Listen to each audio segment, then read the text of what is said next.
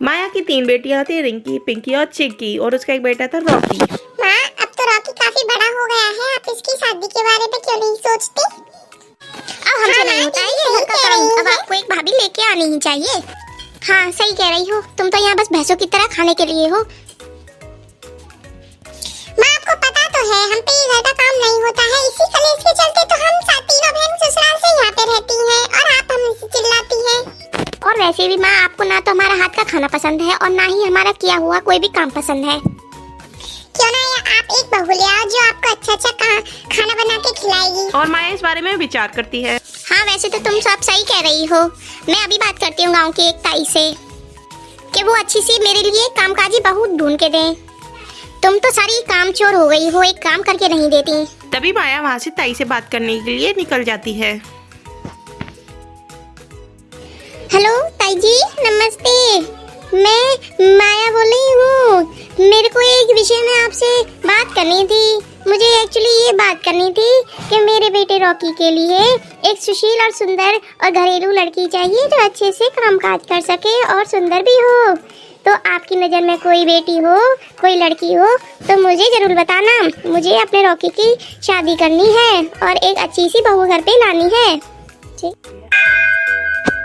रिंकी बेटिया, जरा गेट जाके खोल तो जरा, देखना कौन आया है। इन पड़ोसियों को भी चैन नहीं है, कभी ना कभी कुछ ना कुछ मांगने आती रहती है। एक ये हमें जीने नहीं देती हैं। जरा खोल जाके गेट। मैं बहुत थक गई हूँ, मैं नहीं जा रही गेट खोलने, आप दीदी से बोल दो। ओ नासपीटी, जा रही है कि नहीं कि मैं ही चली जाऊं? तुझे मुझसे मना करने में भी शर्म नहीं आ रही होगी? चुपचाप जाके गेट खोल दे। तभी रिंकी वहाँ से दरवाजा खोलने के लिए चली जाती है और दरवाजे पर देखती है।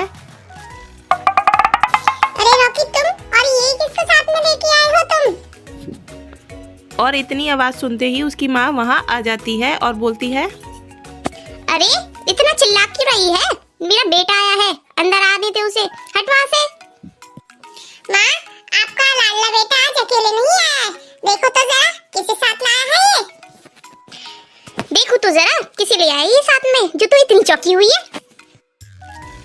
और वहीं देखते हुए उसकी माँ सर पकड़ के बैठ जाती है और बोलती है, अरे ये तूने क्या कर दिया? तुझे इतनी जल्दी क्या थी शादी करने की? तेरा दिमाग खराब हो गया था क्या जो तूने इतना बड़ा कदम उठा लिया? माँ, मैं और प्रिया एक दूसरे को बहुत प्यार करते थे और इसके घर वाले हम दोनों के प्यार के खिलाफ थे। वो चाहते ही नहीं थे हम शादी करें एक दूसरे से, इसलिए मैं इसे शादी करके ले आया हूँ। अरे बेवकूफ लड़के, अगर तुझे शादी ही करनी थी तो हमें बता के कर लेता। हम क्या मना कर देते तेरी शादी के लिए जो तू ऐसी शादी करके ले आया है? कोई बात नहीं मम्मी, अब तो रॉकी ने शादी कर ही ली है। हाँ, ये देखने में भी सुंदर है, तुम घर पे हैंडल कर लोगी ना हमारा? जब भी रॉकी बोलता है, दीदी आप उसकी चिंता मत ही करो, प्रिया सब हैंडल कर लेगी, घर भी और घर के लोगों को भी। क्या कहा तूने?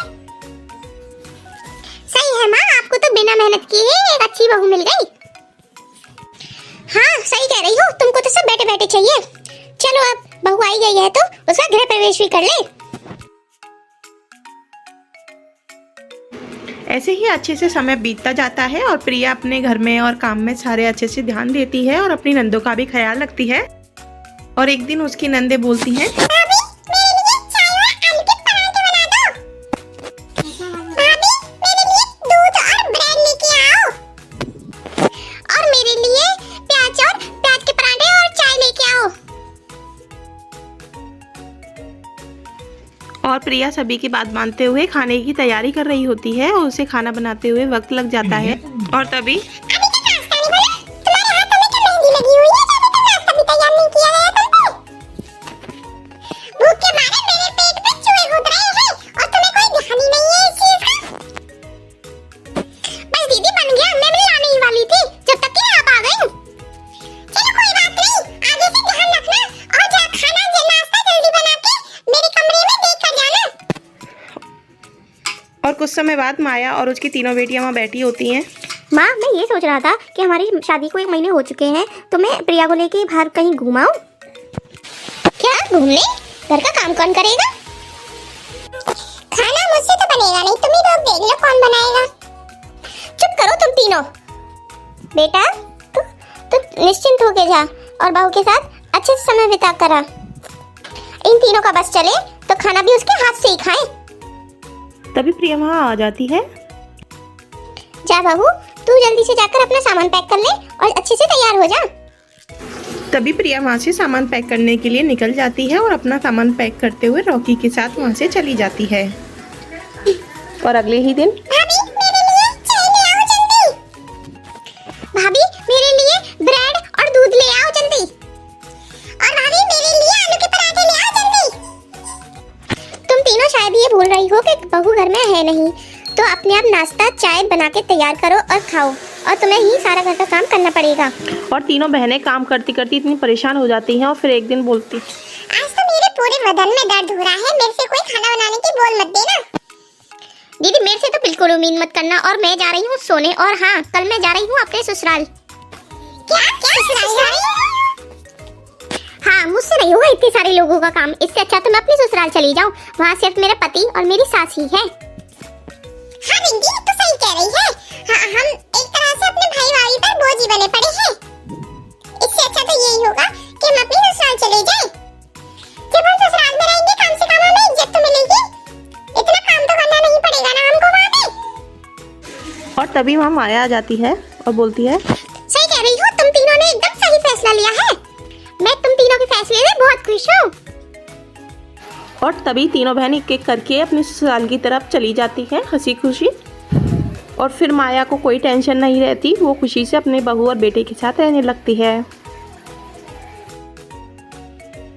तो दोस्तों कैसी लगी आपको हमारी वीडियो? अगर हमारी वीडियो आपको अच्छी लगी हो तो लाइक शेयर और सब्सक्राइब करना बिल्कुल भी ना भूलें। Bye bye.